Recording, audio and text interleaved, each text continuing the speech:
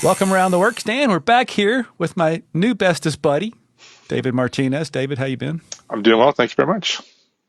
We are going to continue exploring the work you're doing as our key accounts advisor with the Digital Advisor Service. And some of the topics that we end up talking about, and you tell me if you feel this way, but it seems like sometimes our merchants have a concern. We see that other merchants aren't so concerned about that. And so we ask them to reframe that. And sometimes I feel bad about that because it always feels like we're trying to say, well, look at it this way, not that way. And it's their business. And they do know their business.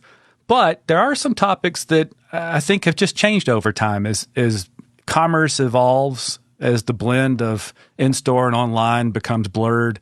And one of those topics is shipping. Mm-hmm. And that's what we want to talk about today is, shipping isn't just a dead expense. There's a legitimate other ways to look at that. Isn't that the way you see it? Yeah, for sure. And retailers, owners don't like paying freight, right? Freight coming in from vendors. It's like no one wants to pay freight. We do all we can to eliminate freight, and shipping expenses going to customers for online orders is completely different in my view. It's more of a marketing expense to attract more dealers. As we try to gain customers from the online world, there is a cost associated with that. They're not free sales. But that shipping expense can be that cost. And it doesn't have to eat away your margin necessarily. But if you look at it as a marketing expense, it's not necessarily it's just a different type of expense, right? It's not just a shipping expense or a freight expense. Mm-hmm.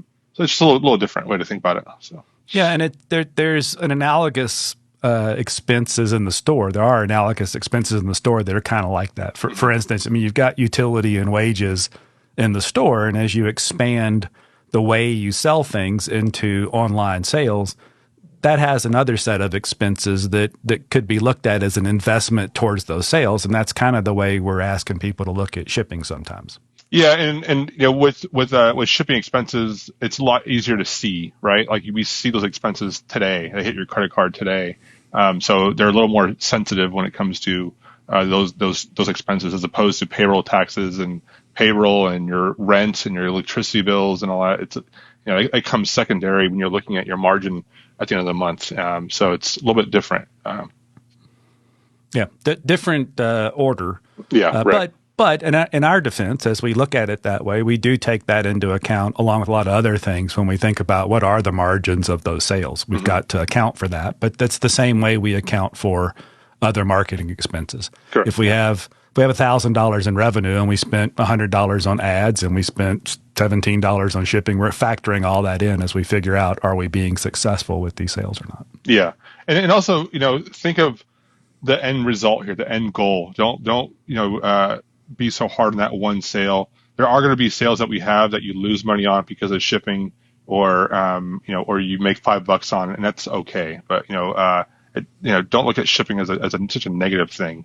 It can be a positive thing, really. So yeah, it's a positional tool as well. Right. How do you want to position yourselves in the market as you compete for those sales? And again, it's no different than in the store. How do you want to position yourself with, is your store staffed well? Are you overstaffed, understaffed? Are you investing in point of sale? Are you investing in local events? So it's a similar thing, and that's the way I think it's a healthier way to look at that. Yeah, right. So as we talk about that, there are techniques and technology and features that we have internally that do help you defer or at least have options for whether or not you invest in shipping in the store and the labor to fulfill orders, or do you divert some of that somewhere else? And supplier fulfillment is one of those. And I know you're a big fan of I am too, of supplier fulfillment. But how are you presenting supplier fulfillment to merchants that aren't using it, and how do you suggest they consider using it? Yeah, well, look, when you get an order, let's say from QVP, for instance, if it's an order, let's say for a helmet, that you might have in the store, and QVP has it, let's just for an example, you can elect, you have the option to have QVP ship it for you, or you can ship it yourself. And if you take out the human element of your store, of you grabbing it off the floor, you finding a box for it, you packing it correctly, creating a label, putting it on the box, handing it to your UPS driver. All of that is dollars, right? It's all labor. Mm-hmm. Or you could pay QVP to do it for you for pennies. It's very, very little cost. There's a flat shipping rate of $10, very, very minimal, which is even probably better than what you're paying for that helmet yourself. And there's a small handling fee, which they use a brand new box. It looks crazy, really professional. They use good packing paper. Everything is 100% professional looking. It goes out almost the same day, and everything, all the communication happens automatically. So it's really like a no-brainer to have them ship it for you. Yes, if there's an item that you want to ship out yourself because it's an aged inventory item, or you have too many of this one item, yeah, ship it yourself, and all good, right? So. Yeah. So if you look at it from, and that's kind of what you were talking about earlier, you think, well, I can just do it myself. It doesn't cost anything, but it does cost something. Sure. Because your time or your staff's time costs money, but that cost blends into they were already there anyway, rather than a shipping cost, which just shows up all by itself. So don't discount that, because that's a real cost. Those people could be doing something else in the store that's valuable. Yeah. And then that expense, like I think a good point is another thing we're worried about, that cost of shipping. If you're going to put that helmet in a box yourself, you're not going to get the same rate typically that flat rate shipping is going to give you. So even with the $2 or $3 or $4 that QBP or JMB or HLC charge to execute those orders, you're probably still better off just against trying to ship it yourself. So pay attention to those costs. They're not hidden costs, but they're maybe accepted cost when you're in the store, but they're still cost. Yeah. And again, they're really, really inexpensive to use and utilize, and it's well in your best interest to do that. So yeah, and I think let's not discount customer satisfaction too, because when you choose to push that button, within seconds that order is at the supplier. That hours later, that is in a box and gone. And the customer's getting it that much quicker versus having to even pick it up off the shelf, and there's a 1-day delay for you to do that. Or if you don't have it, and QBP or JMB does, you save multiple days of having to get that thing in, receive it into inventory, repackage it, get the shipping done. So your customer's a lot happier too. And happier customers make for repeat customers. Yeah. And one thing that kind of goes unsaid a lot is because J&B and QVP specifically have multiple warehouses, that item ships from whatever warehouse is closer to that customer. So if you're in California as a retailer, you're shipping something to Florida, for instance, it's a J&B product. If they have it in their Florida warehouse, it ships from Florida. So that customer can get something almost maybe next day, within 2 or 3 days, a lot quicker than you shipping it from California to Florida, right? So, so think about it that way as well. It's a great customer experience for everybody involved. So that feeds into something Ryan and I were talking about the last industry update. We were reviewing data from August, is this idea of seasonality. And when you broaden your market from just where you're geographically located, you can take advantage of the weather in Florida or California to expand your market, where you might be in Minnesota and it's cold and there's less cycling. And so that's just another augmentation of that whole idea, is that not only can you take advantage of the fact that it's warmer and there's a bigger riding season in other parts of the country, but you can leverage these warehouses to execute those sales. And from the consumer standpoint, they're getting every bit the service that they would have gotten buying closer by, but you're getting to get you a new customer and execute a sale that you probably wouldn't in Minnesota that time of year. Yeah, right. And another point I want to add too is from the customer perspective, they don't know where it's coming from. They don't know if it's coming from they don't know what QVP is. It's not a thing. They don't know that. So all they know is it's coming from you, and they get it. Yeah, wow, they don't need to know that. Yeah, of course, right. But they get this package that's professionally done, and they're like, wow, this is and quick. They're blown away, right? So it's another added little nugget for you too. So yeah, they're blown away with you as the bike shop, not the supplier, because who cares about that? Yeah, exactly. Well, I mean, we care, but not who cares. That was an ugly way to say it. But they just bought from the consumer. Sure. From the bike shop, and that relationship lives with you as the bike shop, and that's what we want to.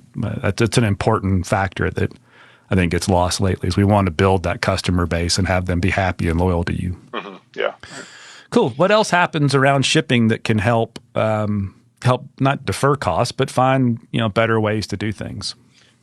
So obviously there's for bikes, a lot of shops are using bike flights. A lot of shops are using Kitzuma as well. They're kind of, I hear Kitzuma is a little bit cheaper sometimes. But there's a new program from QVP called Top Shop, and it's a partnership with QVP and bike flights. I've talked to a handful of dealers and no one's ever heard about it. But if you go to QUP.com, yeah, it's weird, right? If you go to QUP.com, go to your B2B, click on the resources button on top, and you'll see under services, you'll see Bike Flight's Top Shop program. I just talked to Bike Flights about a week or so ago about this, just to make sure it was legit and see the process. You watch, as a retailer, you watch a 15-minute video on how to package up bikes properly. You do it once a year, and then for that year, you're locked into a 5% discount, in your Bike Flights account. So, over time, it could be good money, right? It could be a good savings. So it's, highly beneficial to do that. And, Bike Flights is a really good company to work with. Anything that happens with that bike, once it leaves your store, you call them directly and they figure everything out for you. If you ever had to call UPS before for a claim, it's almost a nightmare. Or it is a nightmare, I should say. It is a nightmare. Yeah, right. It's almost impossible to get a hold of somebody. But yeah, you deal with them. They're in the United States. They're really easy to work with, and it's just a great option. You also get 30% off. And by the way, there's no affiliation here. I'm just selling it because it's a good program. But you do get also. This is not a sponsored podcast. Yeah. Well, if it is, let me know because I want to get some royalties here. But you also do get 30% off of all Bike Flights packaging materials as well. So if you want to buy bike boxes from Bike Flights, and they're really cool, you can reuse them and all that. They're really, really good boxes. You get 30% off of all that as well. So, but I highly recommend it. That program that you qualify for by going to your QBP B2B, though, that just works for anything you ship through your Bike Flights account? It's not just QBP product? No, it's just, any Bike Flights. Yeah, it just works for, which is just bikes, essentially. They don't really ship P&A. So, I think they both ship, I think, wheel sets maybe, but just larger boxes. So, but yeah, I mean, again, no one knows about it. I mean, I just stumbled upon it the other day, a few weeks ago, and it's like, oh, well, check this out. This is cool. So something like that. Other options as well is for P&A, look at Shippo, brands like Shippo, ShipStation. I prefer Shippo only because it integrates in with Workstand, so you can create shipping labels from your Workstand customer order screen. Really, really easy to use, and just makes it very simple. But those companies like ShipStation, Shippo, Stamps.com, Pirate Ship, they're essentially shipping brokers. And when you use it, you could see all the rates from all your different options, whether it be FedEx, UPS, USPS, DHL in some cases. You see all those different rates on one screen. You just pick whatever one you want to use, whatever one's best for you. And they're highly discounted rates. So if you think you're getting the best rate from your UPS account or FedEx account, I can guarantee you're wrong. And it's highly recommended that you get a Shippo account. So yeah, at the very least, why not set it up and go check it out and make sure? Because if we're chasing that little bits of margin and savings here and there, then anything can help. Yeah, right. And again, this is not a paid advertisement here, but it's super effective and it's really, really easy to use. So, and again, test it out, right? There's a 30-day trial period. There is a monthly fee, I think around $20 or so, but you'll save that, easily with the amount of savings you get. With just a handful of orders probably can save that easily. Yeah, it's crazy. So. It sounds like you're pushing for us also to have sponsors for the podcast. We should, right? I mean, yeah, something. Yeah, that'd be awesome. But yeah, shipping in general. Again, those things. Recently, buying boxes to ship out helmets and shoes and things like that. It's nice. Again, it kind of gives a nice presentation for your customers, but it's not really entirely necessary. You get boxes in your stores every single day from your vendors. Feel free to use those boxes. It's okay, right? As long as they're not damaged boxes or, taped over 5 times, I wouldn't use those. But as long as it's somewhat new, remove all those old stickers that you see on there for, packing labels or shipping labels. Remove all those. Excess tape, can be all removed. But, you don't need to go in and, to Uline and buy all these extra crazy expensive boxes. I wouldn't say expensive, but they're usually about $1 a piece. And then just reuse packing material that you get from your vendor orders. It's super easy, right? So keep a big plastic bag when you're receiving stuff. Pull the paper packing out, put it in a bag. Pull the plastic packing out, put it in a bag. Keep that stuff to the side.